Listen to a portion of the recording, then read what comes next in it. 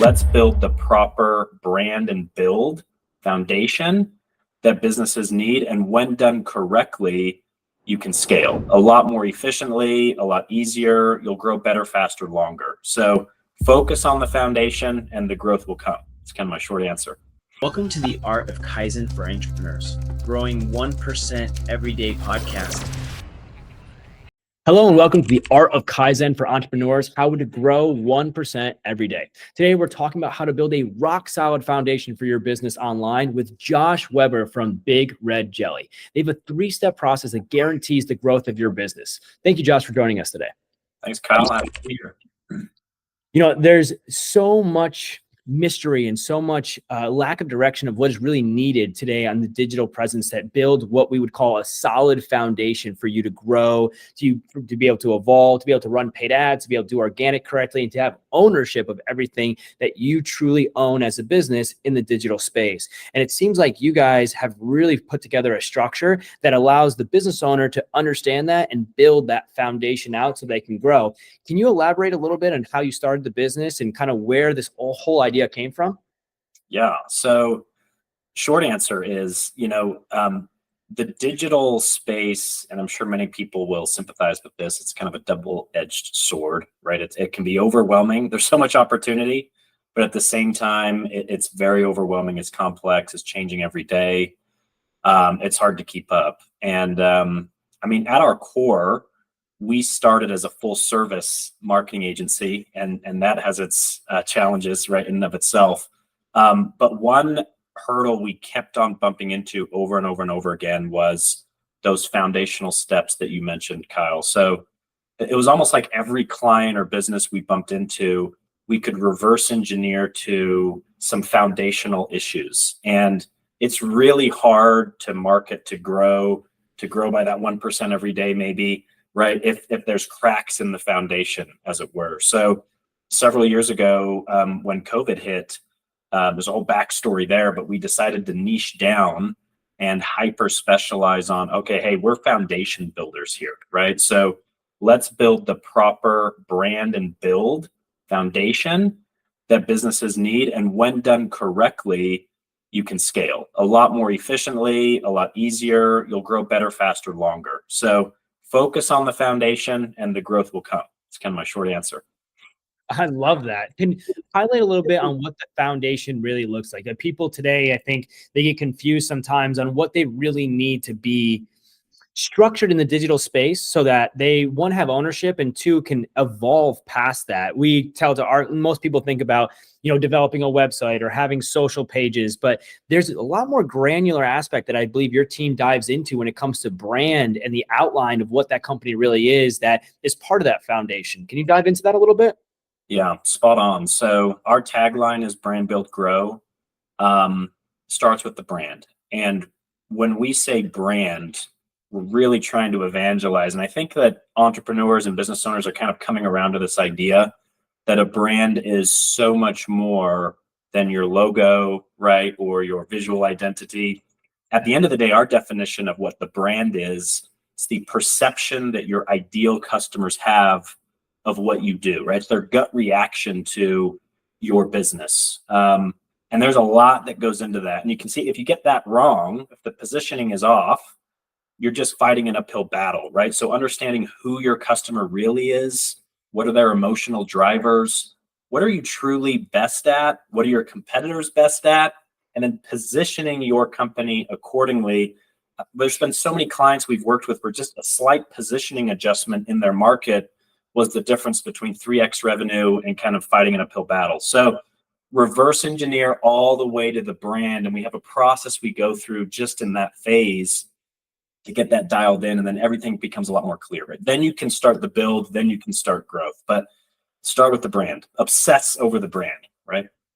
Obsess over the brand. I love that, because you're right. That's such a foundational aspect that if that is cracked, or if there's any holes in that armor, or even if the whole team that they have is not around that entire brand and brand identity, you seem to not be able to scale the right way. Or really the biggest problem that I've seen with a lot of the clients is they don't bring in the right customers, and that causes a lower retention rate, a higher turnover, lower AOVs, all of those things happen when you're not clearly aligned. So would you say that's the biggest problem that you're seeing in your space, is the lack of that brand identity and understanding that brand?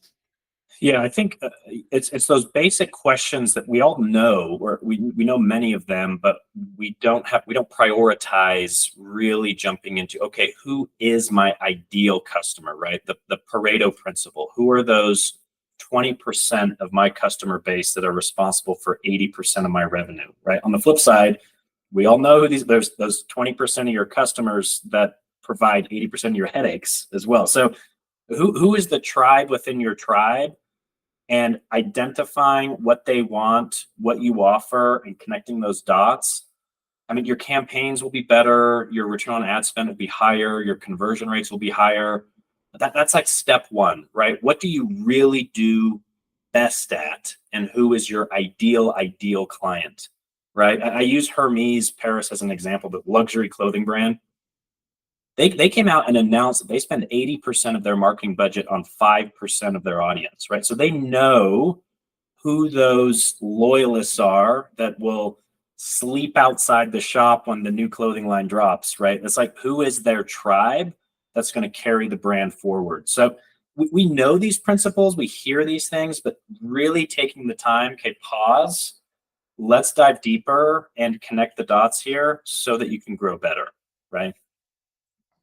Oh, I love that. I mean, really a clear understanding of that consumer profile. And the 80-20 rule is such a proficient thing across all businesses. I mean, truly, we're seeing that even in a marketing agency or in a restaurant, you're going to have that loyal customer base that really, once understood, allows you to lean into what that success really looks like. So let's break it down a little bit more on who your ideal customer is for your agency, because it sounds like it doesn't matter if you're a large company or a small company. If you don't have this foundation set up, you're going to be putting yourself in a bad position to actually grow and scale. So specifically for you guys, who are you looking for as an ideal client? What is the perfect type of client for you to walk into to be able to change that perception, build that foundation, and structure that brand so that you can build everything and grow the business afterwards? Yeah, it's a great question. I'm thinking about all the time. It's like, well, this is what we do. Let's do it for ourselves. One thing I think a lot of business owners can sometimes get hung up on is when it comes to niching down. Right? We hear this a lot. It's like, hey, who's your niche? Maybe there's an industry. We tend to go straight to, oh, I serve HVAC companies, or I serve this really specific demographic. I think that's okay. That's good. That can be a niche. But another niche, and this will, kind of tie into what our niche is, you can also niche down in terms of the services that you offer, right? So think about like the general doctor or the general dentist, and then there's the oral surgeon, right? They'll both serve maybe kids and adults and families and any type of demographic out there. But the oral surgeon can charge 10x. Why? Because he's hyper specialized in doing surgery. So our niche is, and again, this is like blasphemy to marketing people out there, we're industry agnostic. We serve B2B, B2C, but the services that we do, we just focus on those foundational things, right? So we won't do the marketing or advertising. We like to work with partners for that, right? We say, what it's ignorant for us to assume we're going to be the best at everything in marketing and advertising. That's a whole other world that Kyle is really good at, so, but we're really good at that surgery at the foundational level. Let's get that right. And then let's hand you over to an expert in the SEO space. So if you're thinking about your niche, you can go down that route too. It doesn't just have to be industry specific or demographic specific or geographic specific. It can be, I'm really good at this thing, which will allow you to charge a lot more, make more profit at the end of the day. Yeah, I love that. And, a lot of people don't bring up the factor of niching down this service line instead of just the vertical that you're in, right? So, same here at Kaizen, we've niched into customer acquisition, the main focus across the board, right? And that's done through paid advertising structures, right? But with yours, you're doing something that is, I believe, a factor that's so authentic and so real to the business that it carries through everything that they're doing afterwards. So even though you might have niched down to that service, that foundational block that you guys are putting together is the cornerstone of how everything else comes. What makes you guys unique in that field? Obviously, you're niche down, so you're specifically developing that foundation. But is there something that separates you from somebody else that's proposing the same thing, that they're there to help build a brand? Or I've talked to individuals that charge 50, 60, $70,000 for a brand guideline that don't actually solidify a good foundation. They're just developing a logo, a saying, a color palette. What's different about you guys? Yeah. So my second, usually biggest piece of advice we have a client recently, we just did this for, I think a lot of companies are getting better at explaining their why, right? Why us, right? Here's our prices, or maybe it's our customer service, although I think that's kind of overdone. It's like, hey, why? Start with why, right? Shout out Simon Sinek in that book, great book. But I think a lot of the next big step for companies that want to elevate out of commodity land and into value is the how, right? So how do you execute? What's your proven process? I think every single smart brand out there should have a really dialed in proven process, right? So kind of give a glimpse to the customer or client what it's going to look like once they sign on the dotted line and pay. That's what's going to differentiate you from, it's not lost on me. There's countless brand designers out there, brand strategists, web designers, people who do the same thing that we do. But what differentiates us and allows us to charge the value that we charge our clients is our proven process. So to answer your question in a short way is, we've spent 10 years developing our brand proven process, 10 chapters that we go through. It's how we do our work. Because we got that question like, hey, well, I can go get a brand from this other guy, freelancer, for X amount. Why should I go with you? Well, let me show you how we build brands here. It's this proven process we've developed over 10 years that'll immediately, again, uncommoditize you and into value land. So I encourage everyone to think, if you had to draw it out on a whiteboard, what is your proven process that you could display on one page? People will react to that and say, okay, these guys are different, right? Josh, you and Big Red Jelly definitely know what you guys are talking about. And the development of that is, I think, what's going to happen here in the progression of all marketing fields in the next few years. Everyone that's, doing the same old thing and copying the ideas of a free offer, a free incentive, or using something that's so generic that we've seen it a million times, we're going to fade away. And the empathy and the emotion that you are bringing within the brand guideline and the structure that you're creating is going to shine through. And to hear, anybody listening to this, he's talking about 10 years of research and development to develop your brand guideline, which most people don't even have. And he's structuring a system that he's developed over years to prove that this is the system that's needed to be successful, to build the foundation that will scale on top of that for years to come. But to build something like this, Josh, to build an agency like this, to go through the last 10 years, you got to go through some trials and tribulations to really understand where you sit and what's right and what's wrong. What's the biggest challenge you faced in these last 10 years of the business? And tell me how it kind of adapted and changed the agency. Yeah, I know a lot of people will sympathize with this point. I think challenge number one was trying to be all things to all people, right? If you feel overwhelmed, it's really hard. It's tempting because, if someone's willing to give you money and they want you to work for them, but they just don't fit your niche, it's easy to keep saying yes and yes and yes. So the first challenge was just learning how to say no and niching down and saying, this is who we are. This is our specialty. This is who we serve. It's really scary. It is scary because you just see the potential revenue lost, but I promise that you will see the upswing. So, that was the first challenge and COVID helped us in that regard. It was kind of a silver lining when COVID hit for us. We were a full service agency at that time, but we were always best at branding and building, and we liked to do it more. So it's like that career, choice Venn diagram where it's like, what are you really good at? What can make you money? And what are you the best at? Right. So, or what do you enjoy doing? What can you be the best at? And what actually makes money? If you can find the middle point in those three, that's you. Go do that thing. And so that was us. And then COVID hit, and then a third of our clients had to pause work in the space of 2 weeks. Right. So a third of our revenue just kind of disappeared or paused. We said, hey, now is as good a time as any to niche down, which we've been thinking about for a while. We ripped the Band-Aid off. We did it, and it was the best decision we ever made. I love that. And it really shows that you're doing something that you love. The passion and the energy that you have coming out of that proves that, you got to wake up every day and love what you do to have that type of energy. And to find that ikigai, that balance between your health, your happiness, and what motivates you inside of your business is incredible.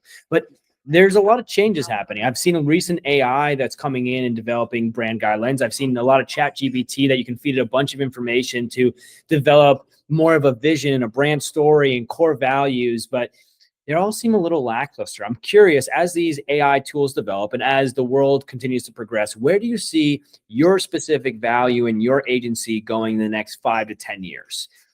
Yeah. Shout out Ikigai, by the way. I have that book. I need to read that book. It's in my living room. But yeah, you mentioned that term. I was like, a lot of people have brought that up. I was like, I should find more balance. Yeah. So I think that the first core principle when it comes to AI, I'm not one of those. I never want to be that agency owner that's like, oh, we're better than that. We have a recurring meeting every month here. It's called Innovate or Die. And so we're not married to any technology, any process. You're either innovating or, it's morbid here, you're going to die, right? So it's like you're progressing or you're regressing. So we use AI tools a lot. They should be accelerants for what your proven process is. I think technology is just an accelerant. So at its core, if your proven process is off, again, if your brand is off, if you don't know who you serve, why you're different, you're just going to add fuel to that fire with this AI technology. So we'll use AI to our advantage, but I've evangelized this for many years.